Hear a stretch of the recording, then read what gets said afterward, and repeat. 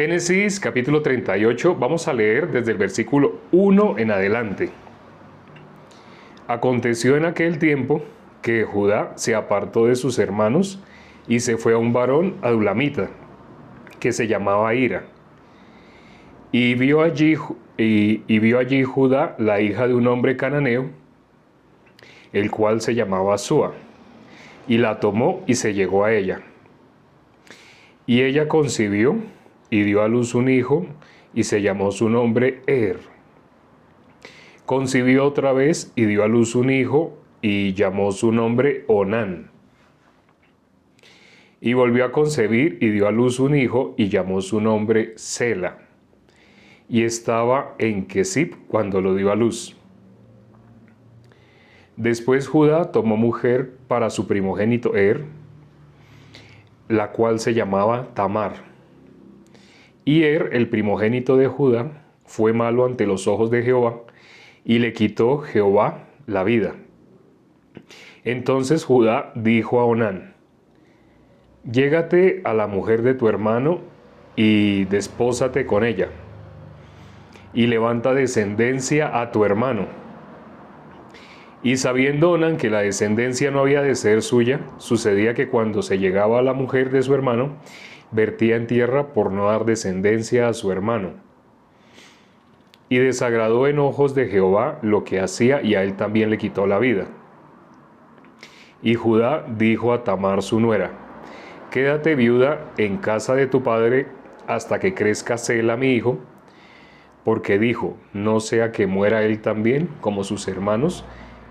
Y se fue Tamar y estuvo en casa de su padre. Leímos hasta el versículo 11.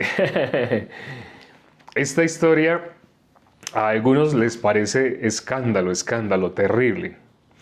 Lo que acabamos de leer acá era la historia de Judá. Ayer vimos Génesis 37, cuando empieza a contarse la historia de José.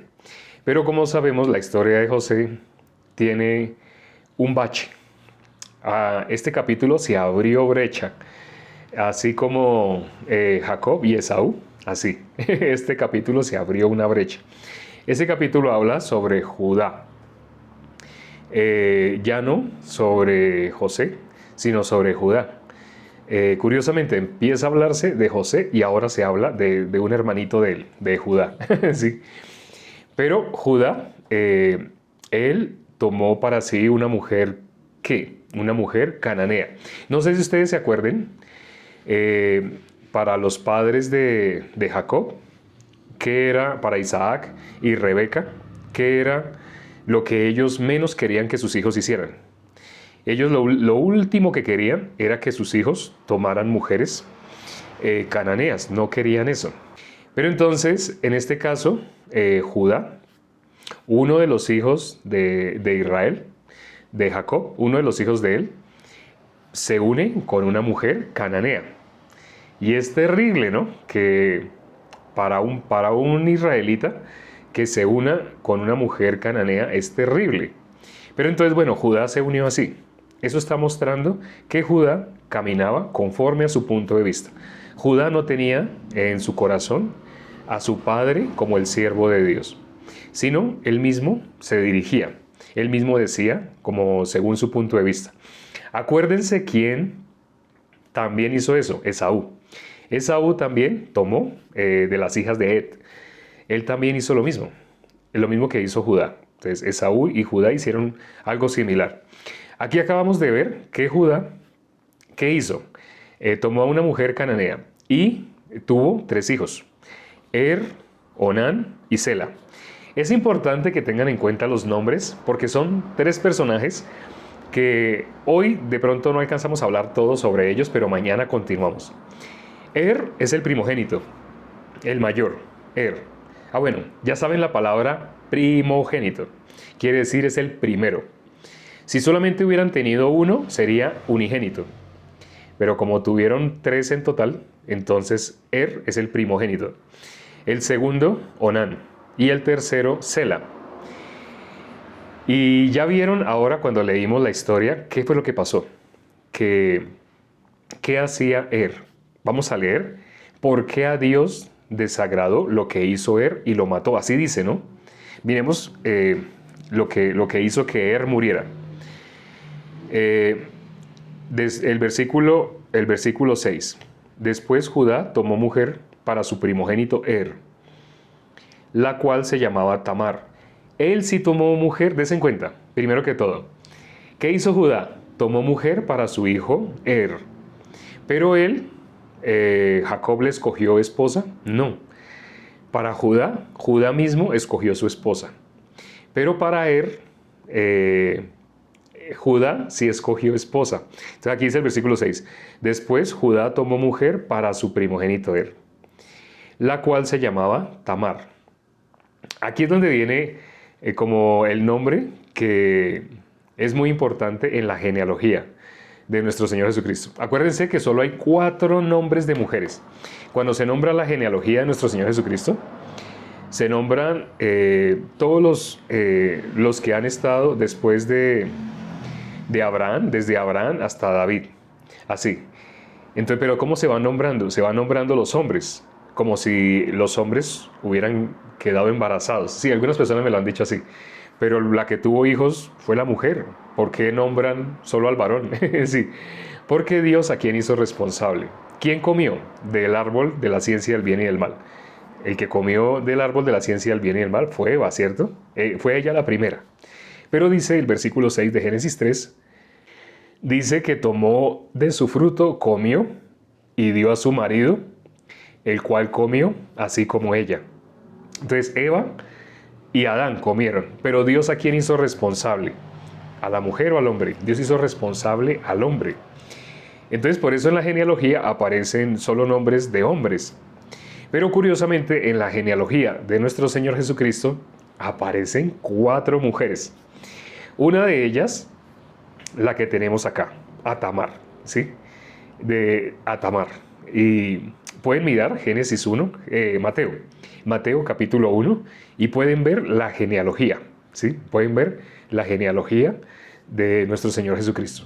Y verán que aparece Tamar. Ella es una de las 4 mujeres que aparece ahí. Entonces, Judá tomó, el versículo 6 vimos, Judá tomó a Tamar por mujer para su hijo. Él escogió la mujer. Él escogió la que iba a ser la esposa de su hijo primogénito, es decir, de su hijo mayor. Hasta ahí en el versículo 6 dice, el versículo 7, y el primogénito de Judá, fue malo ante los ojos de Jehová. Esa es una pregunta que me han hecho muchas veces. ¿Qué es bueno y qué es malo? ¿Sí? Aquí aparece la expresión fue malo. ¿Ante los ojos de quién? De Dios. ¿Ante los ojos de los hombres también es malo? La maldad para Dios es diferente a lo que nosotros vemos como maldad. Acuérdense, Dios no mira lo que mira el hombre. O como dice Isaías 55, 7, 8, como son más altos los cielos que la tierra, así es más alto los pensamientos de Dios que los pensamientos de nosotros. ¿Sí? Raab, Ruth, Tamar y María. Bueno, lástima que no los dejó buscar. La idea era que buscaran. Sí, pero sí, bueno, está bien que los haya escrito también. Bueno, entonces, cuando miramos lo que dice acá este versículo 7, fue malo ante los ojos de Dios. Vamos a mirar por qué para Dios fue malo. Para el hombre no necesariamente es malo. A nosotros vamos a ver lo que hizo y ustedes van a notar si para nosotros los seres humanos eso es ser malo. Miremos el versículo 7. Dice, el primogénito de Judá, fue malo ante los ojos de Jehová, y le quitó Jehová la vida. Lo vamos a ver en Onán.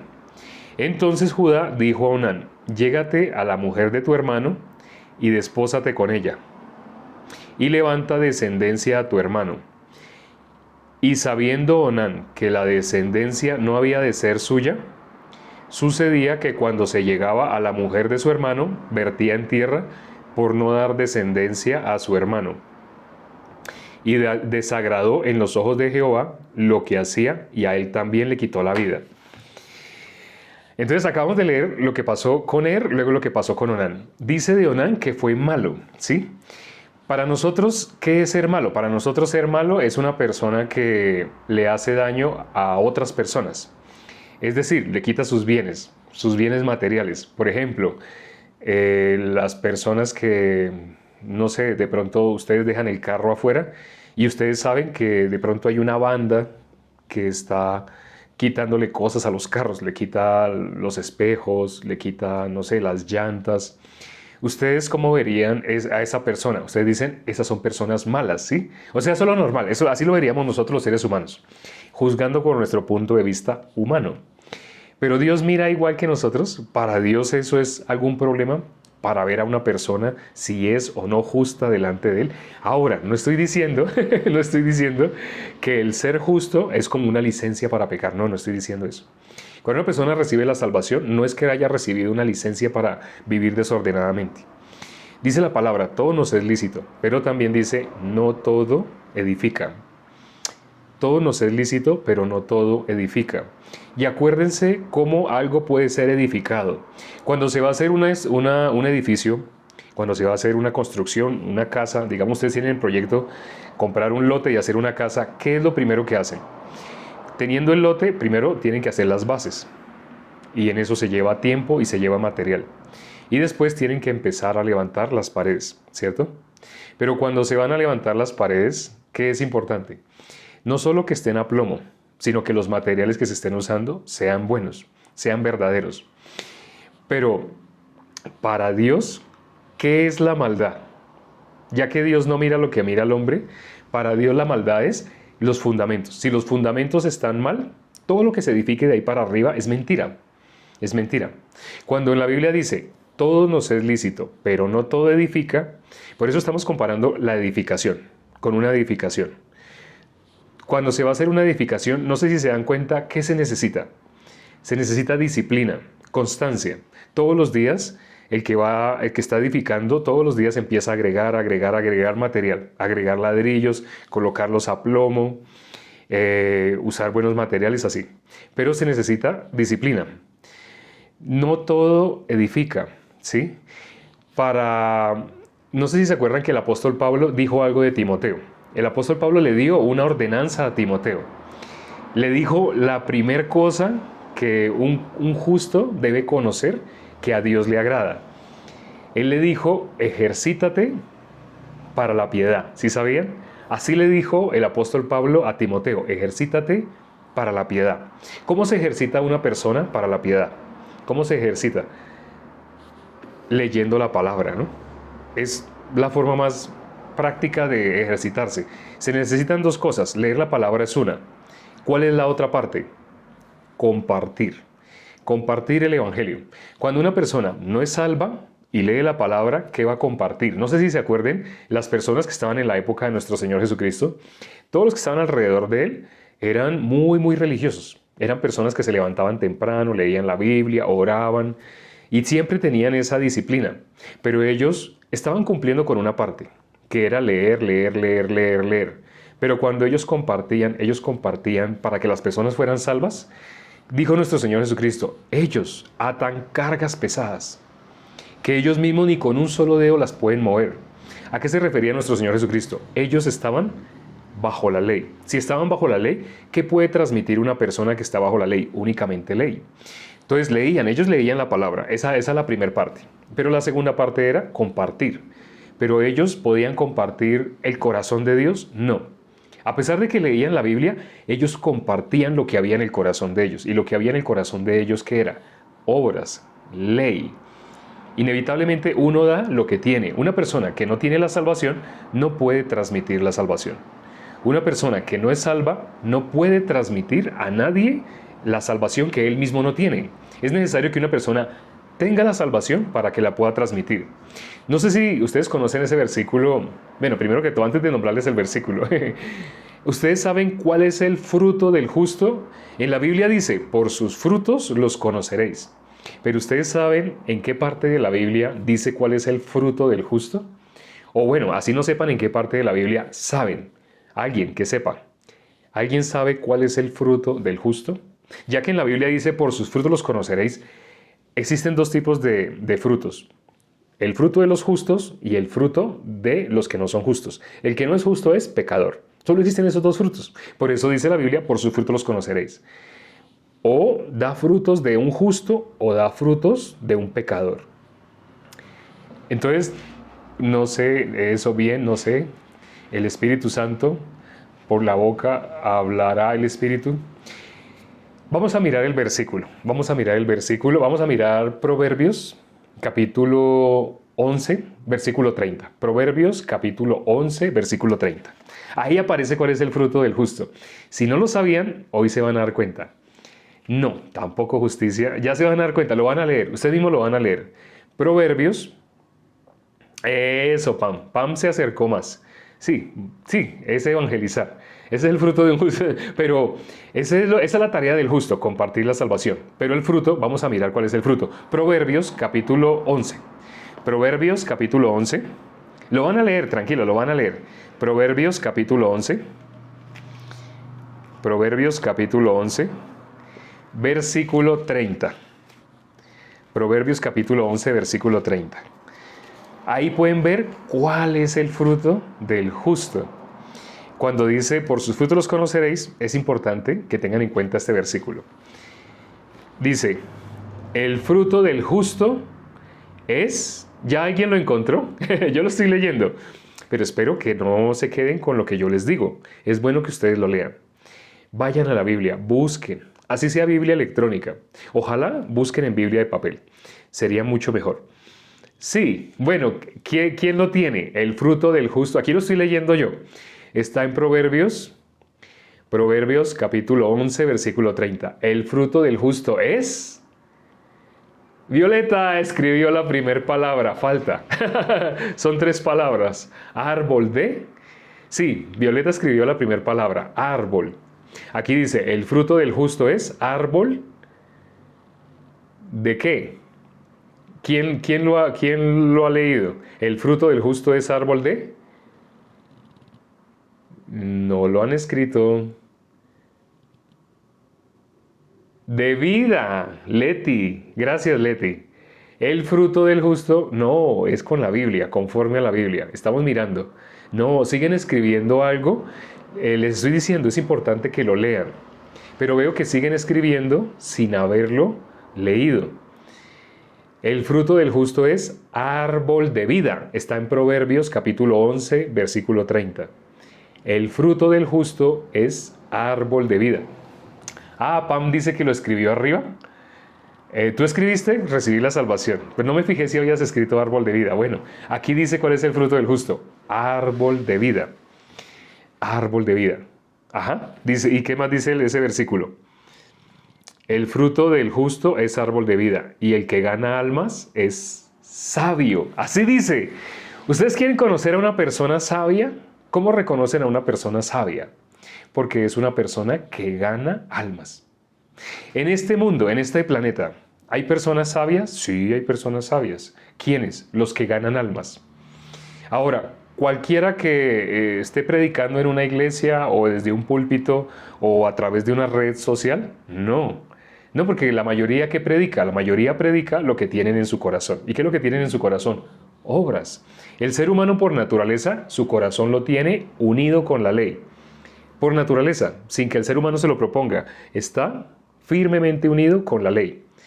Sí, así digan con los labios muchas personas. La gran mayoría de las iglesias dicen, no estamos bajo la ley, estamos bajo la gracia. Pero realmente están bajo la ley. Sí están bajo la ley. O sea, no porque una persona diga, yo estoy bajo la gracia, yo estoy bajo la gracia. Ya porque diga eso, entonces va a estar bajo la gracia. No. La única forma de que una persona esté bajo la gracia es que conforme a la Biblia realmente haya recibido la salvación. De lo contrario, esa persona no está bajo la gracia. Esa iglesia no está bajo la gracia. Toda esa congregación de personas con muy buenos deseos, muy buena voluntad, si no han recibido la salvación, no están en la gracia. ¿Y cómo hace uno para saber si ha recibido la salvación? 2 preguntas. ¿Eres pecador? La persona, lo más normal va a contestar, pues sí. Ahí tú te das cuenta qué conocimiento tiene del Evangelio. Si tiene algún conocimiento del Evangelio. Si sabe, aunque sea, qué es el Evangelio. Solo con contestar esa pregunta nos damos cuenta, ¿conoce o no conoce el Evangelio? No tiene ni idea. ¿Por qué contesta así? Es la respuesta que da el 99% de las personas.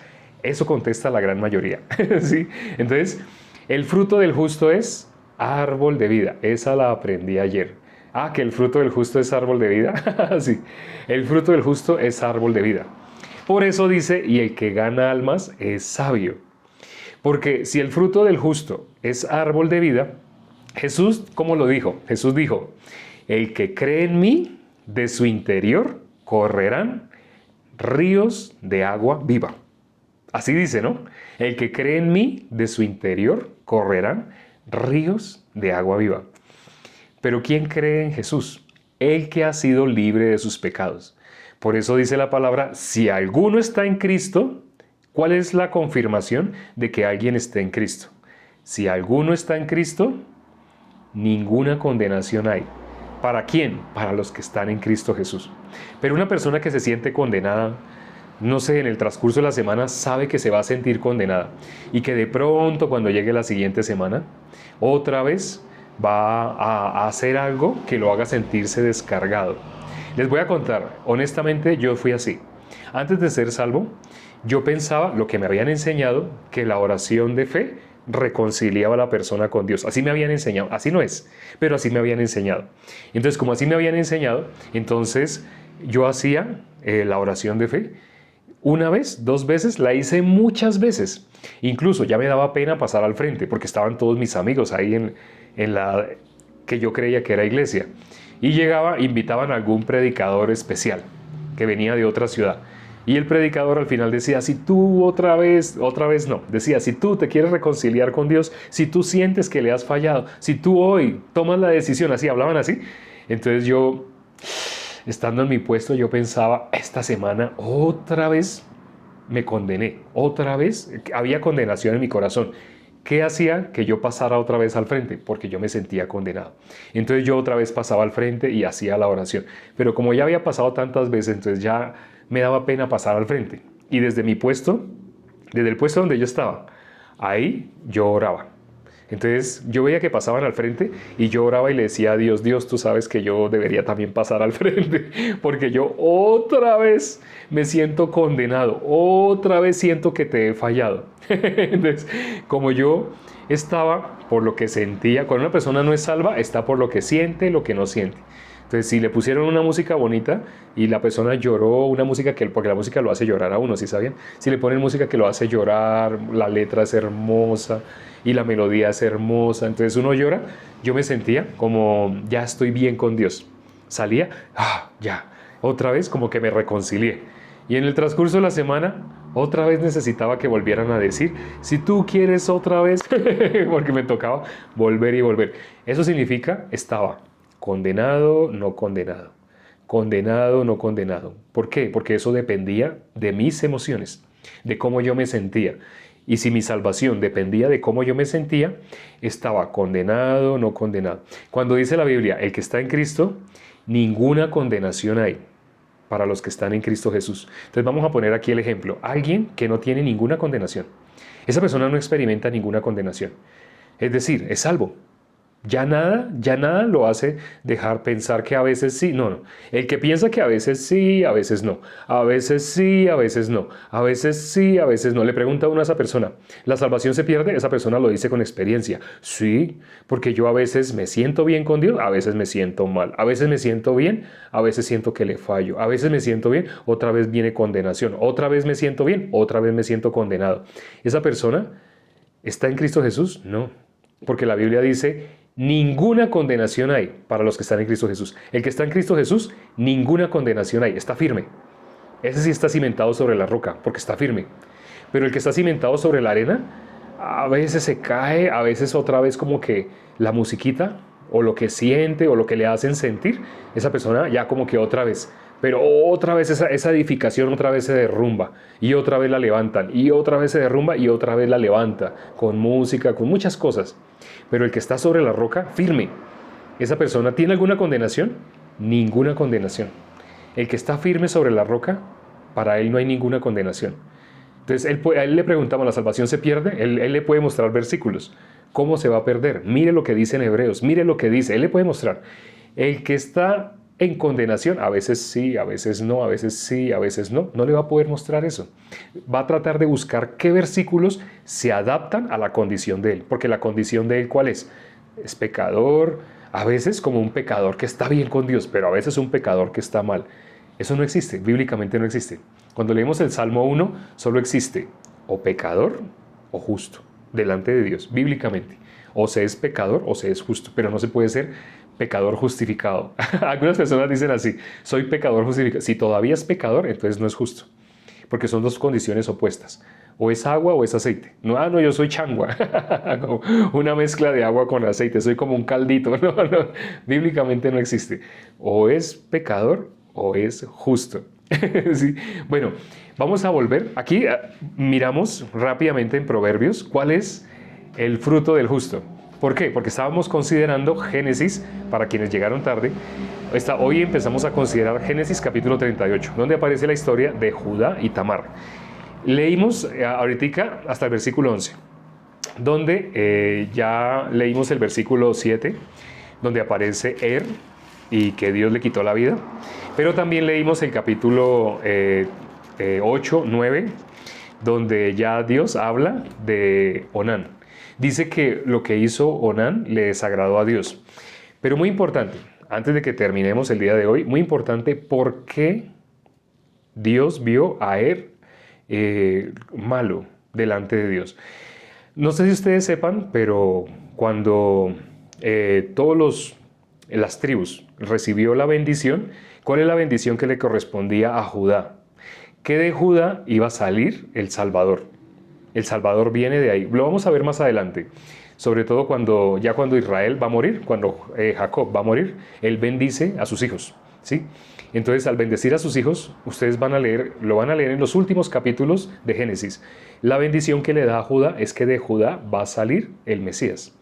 Pero eso ya estaba también antes. Si ustedes miran, antes también ya se sabía que era de Judá. Por el mismo nombre de Judá. ¿Judá qué es? Esta vez alabaré a Jehová. Así le puso Lea. Esta vez alabaré. Entonces, de Judá iba a salir nuestro Señor Jesucristo. Va a salir nuestro Señor. Pero entonces, ¿por qué dice que era malo delante de Dios? La voluntad de Dios, ¿cuál era? Que naciera nuestro Señor Jesucristo. Vemos en Onán que a Dios desagradó lo que hacía Onán, porque Onán no quería dar descendencia. Dios tuvo que quitar del camino a porque a través de no iba a venir nuestro Señor Jesucristo. Entonces Dios lo quitó. Él era el primogénito, pero Dios le quitó el derecho de la primogenitura, igual que Esaú, Dios lo quitó. Así como Dios le quitó la primogenitura a Esaú, también le quitó la primogenitura a ¿Y quién iba a tener el privilegio? Onán. Pero Onán fue igual. Onán hizo lo mismo. Dice que, ¿por qué? Porque Onán no quería dar descendencia. Pero luego Judá no los instruyó en el camino que ellos estaban recorriendo, es decir, la bendición que habían recibido, que a través de ellos iba a venir el Mesías. A través de ellos iba a venir el libertador. No, lamentablemente, Onán tampoco. Así como fue malo ante los ojos de Dios, la maldad, bueno, para que nos quede claro que la maldad, vamos a ver un versículo y ya dejamos hasta acá por el día de hoy. Vamos a leer Jeremías 2:13. Es un versículo que yo les he nombrado mucho, pero pocas veces lo hemos leído. Ahí dice cuál es la maldad para Dios. Y no dice que hizo algo específico, algo físico. Robó, mintió, mató, no, a eso no. Vamos a mirar bíblicamente cuál es la maldad para Dios. Espero que cojan la Biblia y que la busquen. De verdad, no se queden esperando que yo les lea, porque muy probablemente, tal vez ustedes, si están yendo a alguna congregación, también esperan que le lean.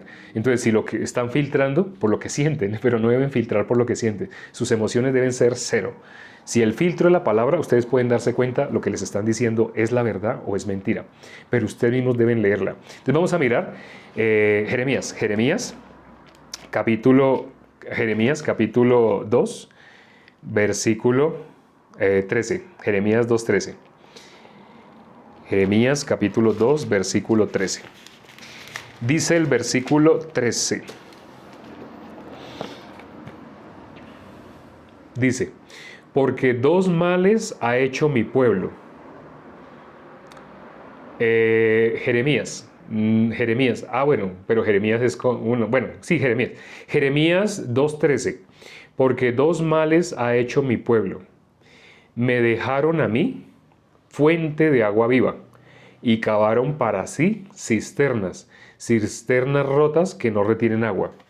Para Dios esa es la maldad.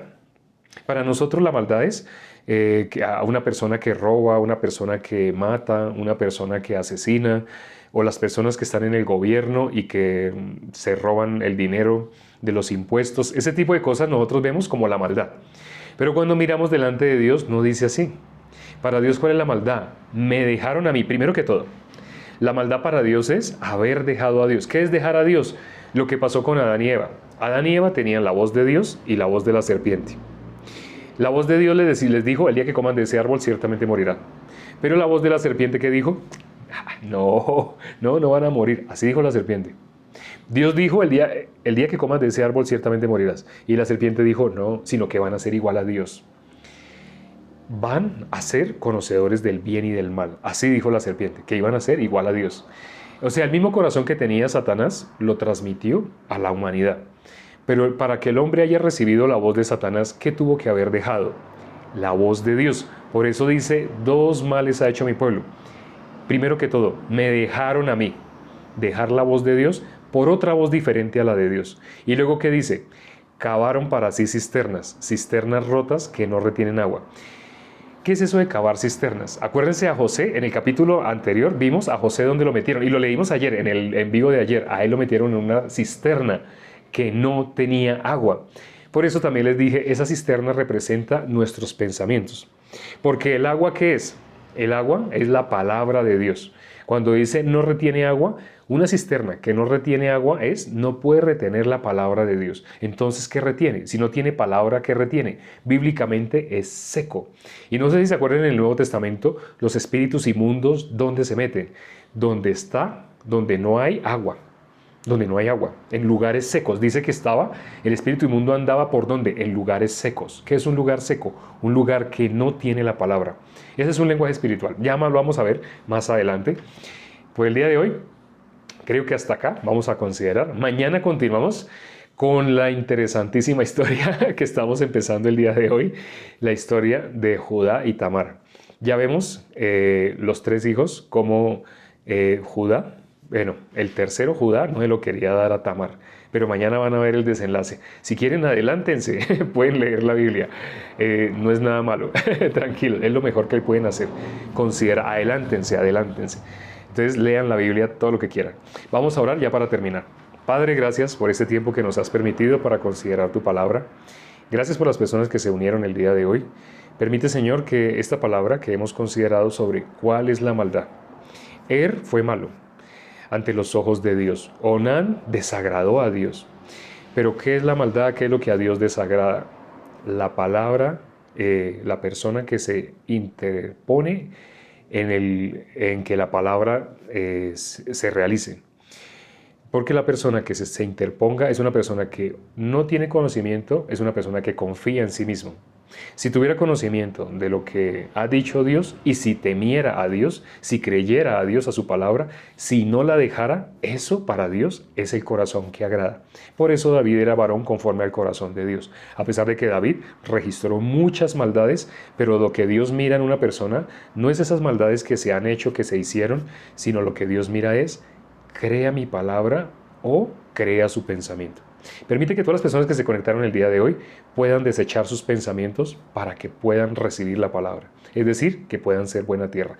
Te lo pedimos y hemos orado con un mismo corazón en el nombre de nuestro Señor Jesucristo. Amén.